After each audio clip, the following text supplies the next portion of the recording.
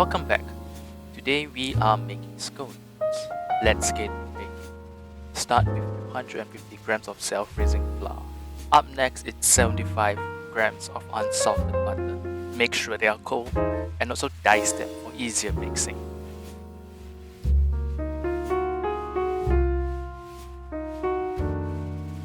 Now keep mixing them until it's a crumble. If you have a KitchenAid, do not use it for now. Once you have a nice crumble, add 25 grams of sugar, a pinch of salt.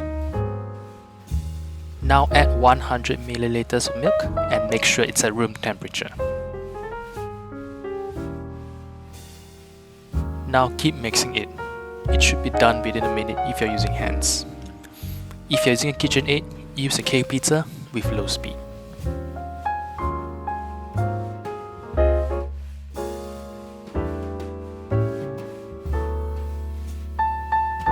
Now let's make the dough 1 inch thick.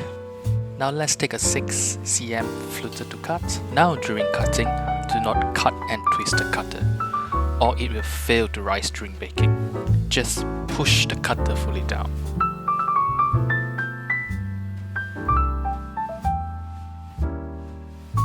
To quickly determine 1 inch thickness of the dough, I'm using my pinky as a ruler.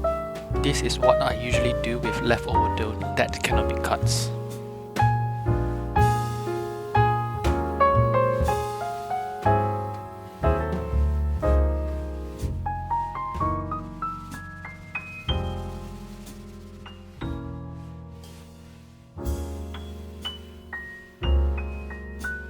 Now brush the top of the dough with egg or milk wash.